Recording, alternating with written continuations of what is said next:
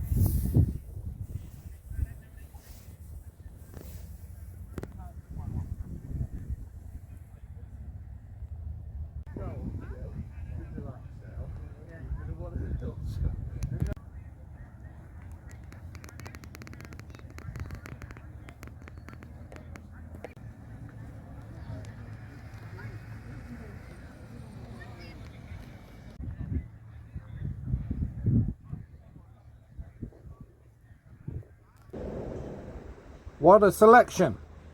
So is it scrap? Is it a source of spare parts? Or would you restore it? Why not share a comment below? Let's see what you think.